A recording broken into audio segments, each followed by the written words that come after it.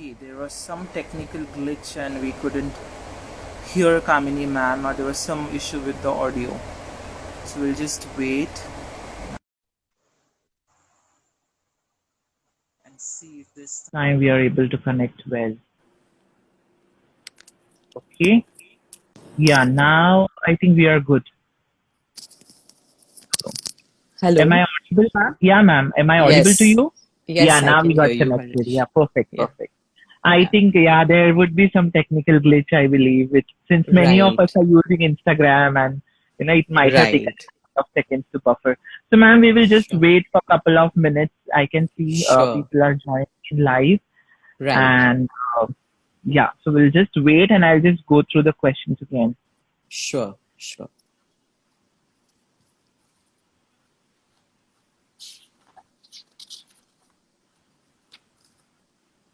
Hi, Ruchi. I can see few people and Mrs. Vaz, she's a speech therapist. She had messaged me that she had attended your Awesome. lecture long back and she said I would be Okay. attending after a long period. Hi, That's Ashrita. How are nice. you doing?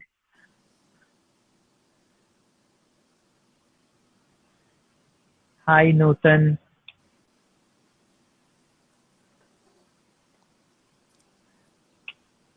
So, how are you doing, ma'am, with the lockdown getting extended?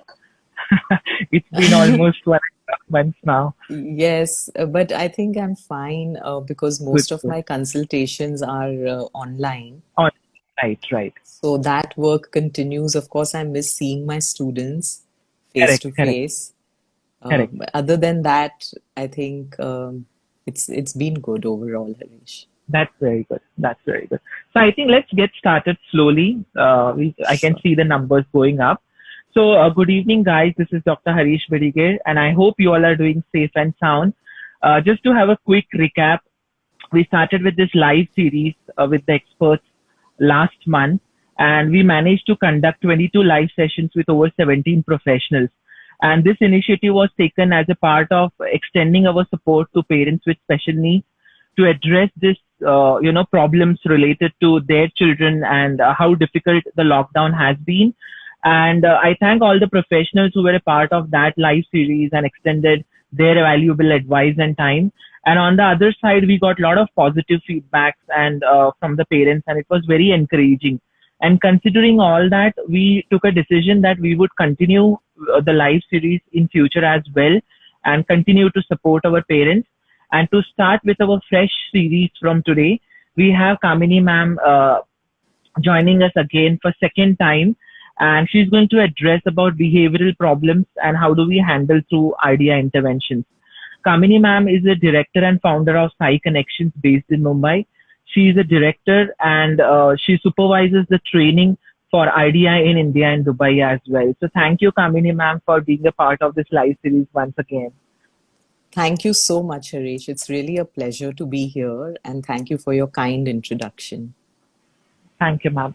So, ma'am, last time since you were already a part of that series, so we will stick to the same protocol. I have jotted down the most common problems, related to behavior, and we would go through the questions, and you can put your expertise, and we will see if there are any online questions which would come across, so we can address it as an we Sure, go ahead. So, sure. ma'am, why aggression is seen in children and adults with autism? And lately, the incidence has just shot up in last 1.5, 2 months. Right. So, it's an uncertain period for everyone, right? Including us. So, for example, if we were faced with uncertainty and we didn't know what to do, we didn't have the words to express, it would be very difficult. I know many adults also who are going through this uncertainty, but luckily we understand ourselves. We know that this is an uncertain situation. We know how we have coping mechanisms within us. Right now, if a child or a teenager or an adult doesn't have those coping mechanisms, it's going to be really difficult for them, right? So Right. we've got to kind of support them through this. And there are like I what I've been giving parents is a grid basically. And this grid consists of four parts. which has physical activity, mental challenges, Right. which means that, we put the child or the adult on the spot for thinking, doing things, problem solving. And then the other is leisure. Everyone needs some form of leisure, right? A little bit Absolutely. games with the family, some iPad time, and so an academic enrichment, which is reading, writing, typing. So basically, most of my families have kind of worked this into their child's day, and that is Right. helping tremendously because it's like, okay, did he get some reading, writing, or typing work today? It just could be 10 minutes of it, but it has to be meaningful and deep. And if we check all these four, I think the child or the student is in a good place to navigate. Another thing we can do is use compensations. So I know Carol Gray has come up with an excellent social story about COVID, and Right. it's readily available on the internet. So, reading it with your teenagers, helping them understand what is going on, and that will help them regulate. So, I see that Right. it comes from a place of uncertainty. Right. Right. So, what forms of behavioral issues we usually come across in children and adults with autism? You could have hyperactivity, you could have aggression, you could have unconsolable crying. On the other hand, you can have the other end, which is uncontrollable laughter. I've had students like throwing things, mothers getting really tired with all these behaviors that we see. But one thing that, I tell all of them is that. Um, why don't we look at this behavior as a messenger? What Correct. is it trying to tell us? What is your child trying to say through all of this, right? Um, Dig deeply. Don't look, in behavioral terms, we use topography and function. So, topography is what the behavior looks like, and function is why it happens, right? So, rather than just looking at what is this behavior, but digging deeper into why is this happening? What can I do to make this better for my child? Am I giving a supported, enriched environment? Right. So I think that is very important. And Harish, I can't tell you how important parent training is. Like all the Absolutely. families that I work with, because RDI is predominantly a parent training program. So Correct. end of the day, the child goes home to the parent. And if the parent is not equipped, then it can be, a very sad state of affairs to be in, Right. right? Right. So Right. um, No, I I think agree to that. yeah. So look at the behavior, it can take any form, but look at it as a messenger. Right. Right. Very true. So, how do we address self-injurious behavior? It could be like biting himself or head banging or anything which can, injure their body parts. Right. So one thing is that always the dignity of the client, which is the student in this case, right? Never leave a child. Many times people say, okay, ignore it, it will go away. But we cannot ignore things like headbanging and self-injurious because it's hurting the child, right? So it Correct. always has to be supervised. It needs to be looked at, right? So support the child. At the same time, look at the environment. Again, what are we providing? What is it that the child can do? Right? In terms Correct. of activities, how are we looking at his day? It's not possible for a parent to be with a child 24/7, right? Right. And especially with the way things are now, parents have to do so much of cleaning, cooking, and everything that's because of the lockdown, we're all restricted in that sense, right? Correct. So, Correct. but in that time that we get, can we spend meaningful time? Can we still give the child an enriched environment? So, say I have an hour where I'm busy 45 minutes, right? But Right. can I utilize that 15 minutes to do something meaningful with my child? So what I believe is like rather than large chunks of work, if we do a little bit in terms of for this hour, if I spend 10 or 15 minutes. So my husband was just playing carom with Mohit, right? Right. It's a wonderful thing to do for with adults. You're actually playing a game. Now, a game won't last more than 15 minutes, but that's Correct. good for this hour. So I know Correct. that now, after an hour, he's going upstairs for his physical activity, Correct. right? So we may not be able to engage them all the time, but even if we get those 10 minutes, utilize it, be present for your child, read a story, do something, cook something together, but give those 10, 15 minutes of good quality time. Correct. That is very true. And of course, So if sorry, Harish, 1 second, if yes. there's the aggressive behavior is going on for a while, please take data. So what we use is a pattern analysis sheet, which Right. has timings on it. So sometimes, when we take data for a week, we actually see a pattern emerging. Correct. So in the sense that you might see that this happens every day at 12 noon. Now, if I see a Correct. pattern of this happening every day at 12 noon, then I probably can figure that this is happening around lunchtime. Correct. And is the student or the child not able to express this and let us know? So it's really important to be vigilant about these things. We have these sheets available. We're happy to send them to anyone who wants it. So if you want our Absolutely. data sheets, just put your name in the chat and we'll email it to you. Yes. That is very kind of you, ma'am. I think it would help a lot for all the parents. Right. Okay. So a child who is extremely defensive to get into any form of active participation. Here you mentioned, the child, I mean, we need to spend some quality time with the child, but what if the child is very defensive? So how do we Right. start working on them? Right, that's a wonderful question, Harish. What we normally do is we start off with something which is known as regulation, right? And we get involved with the child, and it's very simple. We're not doing any fancy frameworks or activities or anything, but we start with something as simple as just holding his hand and walking with him, Okay. right? And that builds this back and forth, what Dr. Gutstein calls the guided participation relationship between parents and child. So there is no product in mind except that the togetherness that happens between the parent and the child. And once the child loses that resistance, initially they'll be resistant even to walking with you. I've actually had Correct. 3, 4 year olds who lie down on the floor and kind of say, Boss, I'm not interested in doing anything with you.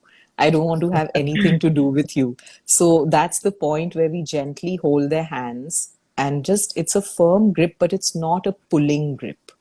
Correct. So the child gets himself up on his feet and then we walk. So every time they run, we kind of close the door, set an outer limit, and continue with this walk till they lose that resistance to it. And Right. then we start and then we stop. We have this eye gaze between us. We have this emotional bond, this connect. We're trying to build something that's based on connection, right? Correct. So we do activities like this. This could be simple walking. It could be rolling the ball. It could be throwing the ball. These are initial activities that we start with. And we do this for about 10 minutes every hour. And you'll Okay. see the child really regulating deeply. And parents feel wonderful about it. When I demonstrate this to parents, I show them Right. what the grip is like, and parents experience it for a few days. They themselves feel very calm. So, this is how we build up regulation. And in fact, we're offering a 1 month course on this, Harish. Oh, So, if that's very anyone's good. interested, just it's going to be a small group of parents who can actually Correct. practice this with their child. Like, I really want them to get this because it's life Definitely. changing. So, this Definitely. course is going to be available from next month.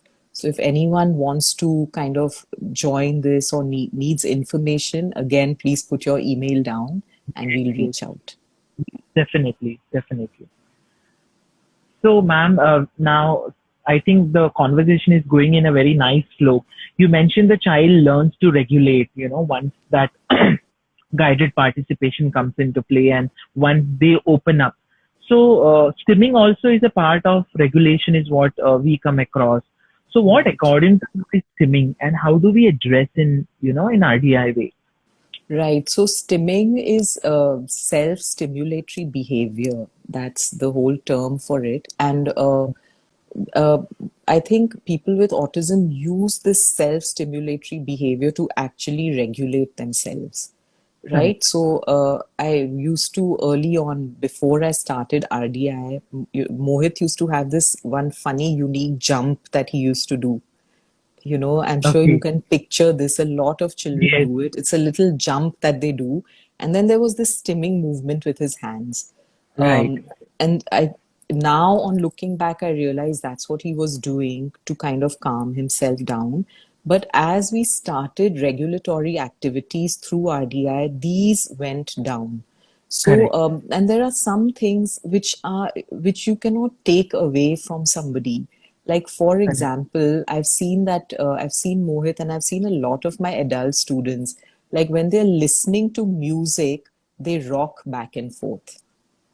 Right now, that may appear odd to someone looking at it, but when they're at home and they're listening to music and they're rocking, it's fine. They're using that. They're using that to regulate their bodies. Of course, if Correct. I were out in a public place and if I was getting a lot of stares, I would just tell Mo, just relax a bit, right? Because we don't want the undue attention Correct. unnecessarily. But having said that, if at home, some of our guys, use the Swiss ball, they jump on it, Correct. that helps them relieve. So we just let what is not too kind of odd and weird, and it helps them, and in the home environment it's fine. I think we let them have this. A lot of adults on the spectrum now say that please don't take this away from us, because this is what regulates us. So we've got to respect that, and Yes. uh, and keep that in mind as well. Yeah, very true. I think in many therapies we see, where we confuse that as a part of some behavioral concerns and we try to Right. break those patterns, and actually that can aggravate their problems. So it's very Yes, important, yes. as you said, to know why it's happening, and as long as it's fine, it's comfortable in context to social etiquette is also good enough that way. Right. So, ma'am, the Right. next question is, how do we work on children who constantly put non-eatable stuff in their mouth? Right. So this is very concerning because they might be putting something which is dangerous. So of Correct. course, if we're in the moment, we stop that immediately. All of us have had incidents where we're washing a child's mouth and trying to get the stuff out, right? But I remember this happening with Mohit as a child also. This was on one of our US visits. And what the autist at that point pointed out, that this could be a tactile kind of, he's seeking some kind of tactile stimulation. So what they suggested was a little surgical brush, and Okay. the just rubbing his back and his legs down with this, and this was done like over the day for several days, and it really worked well. Now when mothers come to me with this and I give them this recommendation, of course it's best to check with an occupational therapist because Correct. each child is different, and we want to take advice before we do something.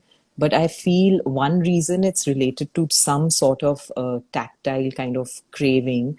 The other is that they're not able to regulate themselves. That's self-regulation, that I should not do this, or I should be able to stop this. That is one of the core deficits of autism. And that when you use the regulatory techniques, that comes self-regulation comes up substantially. So I would use this two-pronged approach to look at it. Okay. That's interesting. Okay. So, ma'am, how do we regulate when the child becomes dysregulated, or how would we co-regulate with him? Right. So, say this happens often, when suddenly you're in a session and you see like the child losing interest and not kind of connecting with you anymore, or the child, even in a typical classroom, a regular classroom, a child may want to just leave the room. So we look at all this as signs of dysregulation, right? So the thing is to kind of observe very intently, and we learn as we go about like what is the first sign of dysregulation. So at the first sign of dysregulation, rather than pushing a child to complete a task because you've already started it, it would be much better to kind of go into some form of regulatory activity. So say if I see that I'm working on some reading or typing with a child and he starts like making sounds and he starts rocking, and I can see that okay, this child or this young adult or teenager is getting dysregulated, I could quickly go on to, okay, let's, we're going to cook after this, so why don't we peel and cut vegetables instead? So, doing something which is regulating, which calms them down.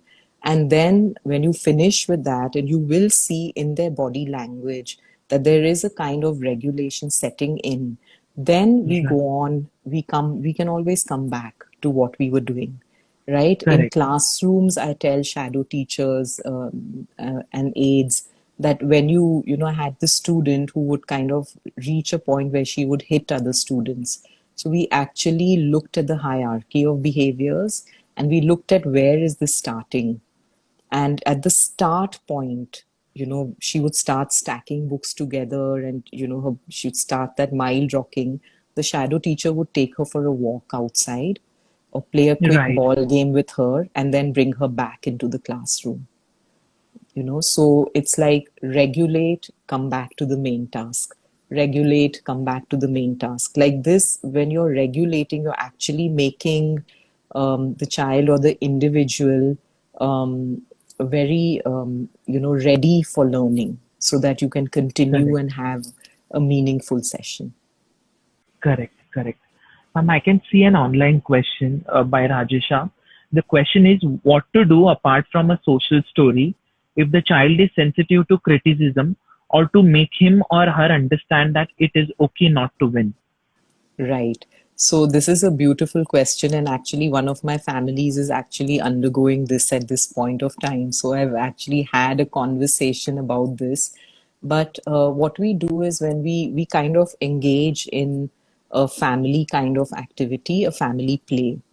So say we're playing Ludo. Nowadays, this Right. online Ludo is a big thing. Everyone's Yeah. doing this, right? Right. So suppose we're playing Ludo and the parent kind of deliberately does something to lose or something. And they actually exaggerate their emotions, and they actually kind of uh, play act it out and say, oh my gosh, I lost. But it's okay, everyone has to lose at some point. So, you're Right. not directly addressing the child and saying, don't do this, and trying to explain to them. And, but you're kind of going through it yourself so that your child can observe this. And if you do this kind of, this lots of these kind of little frameworks where the child, you're actually voicing it out aloud and say, oh, I lost here. I wish I'd won. It's okay, that's what life's about, right? And Right. you'll see that the child kind of takes this attitude. So if you work on this along with regulation side by side, there's good prospects of it going down. And I think also another thing is that people on the spectrum are perfectionists, so they hate losing. So that makes them feel really small and inadequate. But the way is that we let them know that it's all right, and we're here to support them. Lots of demonstrations, and recognize that that perfectionist streak in them. Another reminder that for every parent out here is that um, always presume intellect. Always know that your child is taking everything in whether the child seems aware or not aware, be careful of how you speak in the child's Correct. presence. I see parents having conversations about their child with each other in front of the child. Right. Just because the child doesn't talk doesn't mean that they don't get it, that they don't understand. In fact, they Mm. understand. We have adults now on the spectrum saying that I understood everything that my parents were saying. I understood everything that my teachers were saying. So we've really got to be careful, about this. Correct. And I believe every child looks forward as a role model, towards their parents. And what Right. conversations they go through in their every day-to-day life also helps to build up or maybe even break up the relations. I mean, the Yes, trust factor, how much they are open to it, and so many other things. So I think that's a very absolutely. practical and very important point. So, ma'am, now with this lockdown and with so many limitations, even for us, the food habits have gone for a toss. When it Right, comes for right. children and adults with autism, we see a lot of overeating habits coming into play and excessive craving for the junk food, which is not available, unfortunately. So, how Right. do we tackle with that? Right. So I think it's very important to to set an example first of all. And the other day one of my families was sharing this. I think it could be related. She says her son is majorly gone into overeating, just what you're saying, Harish, and he Yeah. can wipe out whole packets of biscuits and cookies. And his she says he comes to me with a stuffed mouth, and I'm like, what did you eat? And then the wrapper is in the dustbin. So she was asking the same question, like, how do I regulate him, right? So Right. what I suggested was that probably it comes from a place. Now, we can't control this from the outside. The outside kind of control would be like giving them a checklist, saying that stop at two biscuits and stuff like that, which Correct. is the outside kind of prompts that we can use, right? Again, it's a compensation. If that works, it's great, but I see But, most of the time it doesn't work, right. right? So it has to be an inside job that we're kind of looking at. And again, this comes from the child being able to self-regulate. So I kind of gave them some examples, like, say he doesn't like to walk on the treadmill. He's a 9-year-old guy. Mom tries to get him to walk on the treadmill. And, I encouraged her to continue that and tell him, let's go for a walk. And encourage him to say, enough, I've had enough, I don't want more. So Okay. you kind of take other situations besides the eating situation and let them feel satiated. That feeling, with the words come after the feeling, right? So they Correct. actually have to feel that satiation and then say, okay, I'm done. Now, once we do that with 5 or 6 things, I'm sure it will translate with the food also. Yeah, that's very true. I think this is like one of the challenges most of the parents are, finding it difficult, especially with the eating habits and Right. sleeping routine going for a top. So, Yes, yes, true. ma'am, how does RDI help to improve peer relations or relation bonding? So, RDI is based on the premise of guided participation, which is the parent-child relationship, right? So, the whole theory behind it is that the different brain centers are not connected the way that they should be. There's nothing structurally wrong with an individual's brain, a person who has autism. There's the structure is absolutely fine. That's why when most of us get MRIs for the brain, they are all fine. It's not. But Yeah. there's definitely something going on with the way the brain is connected. The different brain centers are not adequately connected. As a result of this, guided participation between parent and child doesn't take place. So, if that is the first place that we're going to get in and remediate, So you kind of set a back and forth between parent and child, and you set up this thing of a good relationship. You mentioned trust, Harish. Yeah, That is so important, to have a trusting relationship. How many parents have a trusting relationship with their autistic children? And how many autistic, children or adults trust their parents? So it's important correct. to build this relationship of trust. Now, once it happens with a parent, then we transfer it to another child. So we Correct. call these dyads, and we work on these foundations of communication with two Right. children. So, and it's very different from like telling them to talk to each other, or, what I remember this with two of my students. So, there was a placemat or something that one of the teachers had created. So these two Right. guys, they were both about 12 years old at that time. They were working with each other, both vocal and going to school and everything. And I just gave them this placemat, which was actually a woven mat.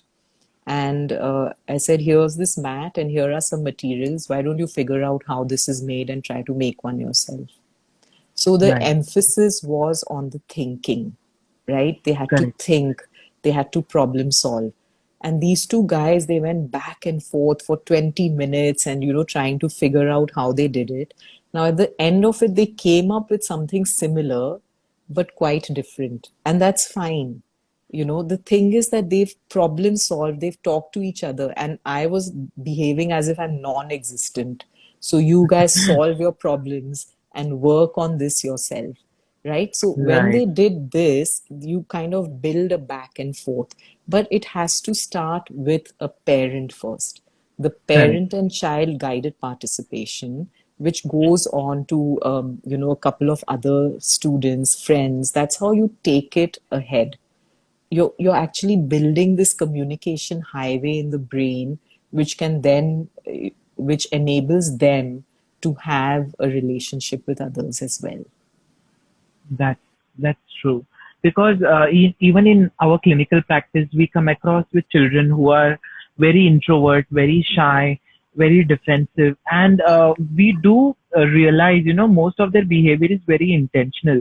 And when we go through the history, we get to know that their childhood experiences have not been that good with the parents, and somehow it Right, kind of sets them back with even openly communicate with others, and right, be it relatives or peer groups. So I think it's very important, the what you mentioned about building the strong connect between the parent and the child, and that is the foundation which can go in a right. very long way for the child's performance or their livelihood skills. So, ma'am, Yes, yeah. absolutely. So we move to the last question here.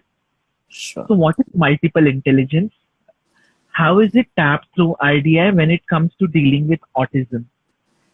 Right. So multiple intelligence is one of my favorite topics actually. And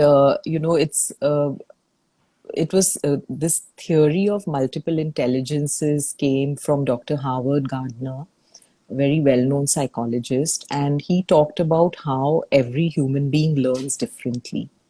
So the way we actually teach, much of our teaching is very auditory in nature. We Right. we talk about, like, say this, or there's a lot of talking, answering questions, which is all auditory, right? But Right. what we've come across is that a lot of our children learn differently. Like, say a student may be hyperlexic. So I actually have this 9-year old that I'm talking about, that I talked about earlier, is also a hyperlexic boy. He was reading much before he was talking. He would Okay. just look at words and he somehow put them together. So he was word smart, right? We have other students who are picture smart, like they learn through pictures. I mean, give them the YouTube and they look at those little thumbnail videos and they know Right. exactly where to go to. And this child may not be able to talk to you, Correct. right? But clearly they're looking at pictures and they're learning. There are some who are music smart, right? I'm sure everyone here has heard about, children who can even pick composers, autistic individuals. They pick composers. You see the kind of songs they like, and you might see that, oh, this is from the same composer. Now, this child may not be able to speak to you, but he knows this, right? Right. This is so if this child is learning through music, or if he's learning through pictures, or if he's learning through, he reads words, or some kids may be good at writing, they might be good at typing. Why not explore these avenues and, look at this and say, wow, this person is exceptional at this. I'll cite Mohit's example, because if you ask him, that if you mix red and blue, what is the color that it gives you? He may not be able to answer. But when you Correct. look at his painting, there will be red, blue, purple everywhere. Every. Right.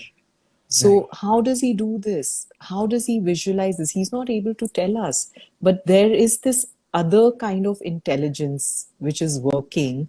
And I think as parents, we really need to look at our children and say, oh my gosh, this is the way, this is the way this child learns. And I think it just, when we look at the way they learn, we kind of develop this huge respect for them, which is like, Right. wow, this is the way you perceive the world. This is amazing. I would love to look at it the way you look at it.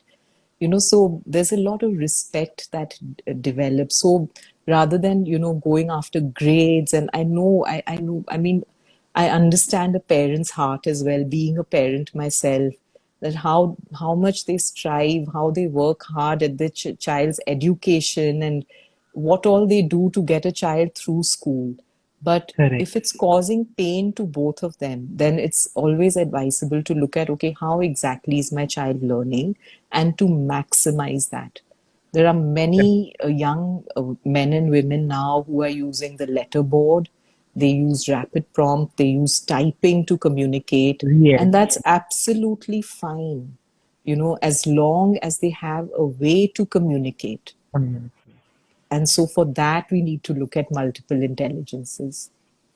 Yeah, that's completely a different topic altogether. I think you cover, Right. when you do this parent training program. So, ma'am, Right. I'm done with my 10 questions, what I had, and we had a couple of questions online as well.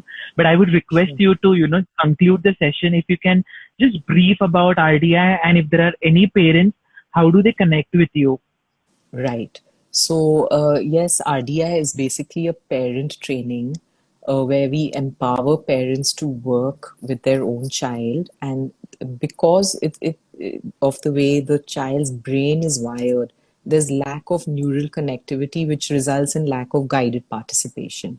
So, if Right. we start training the parents, and the parent and child get together, and they have this fabulous relationship, you're actually building the brain. You're Correct. actually remediating the core deficits of autism, which is co-regulation, which is the ability to work together, self-regulation, the ability to regulate ourselves. We all do this so naturally. Social referencing.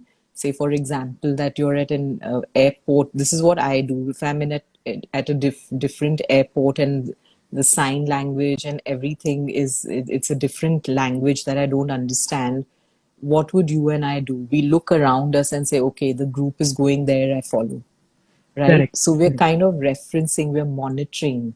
We build, these are the core deficits of ASD. And when we build this, you actually see that the child or the adult starts looking at the world anew. But who is the best person to bring this to the child? It's the parent, because at the end of the day, the child goes home to the parent, and Very true. guided participation is built with parents. So, what I want to, I know there are many parents here, and what I would like to offer is that if anyone is interested in a sample complimentary RDI class, just reach out, and we'll be happy to invite you to one of our Zoom sessions with a group of parents, so that you can actually get a feel of what the RDI program is. Send us your email. We'll be happy to send you more information. And also, because we're starting these small 1 month courses now.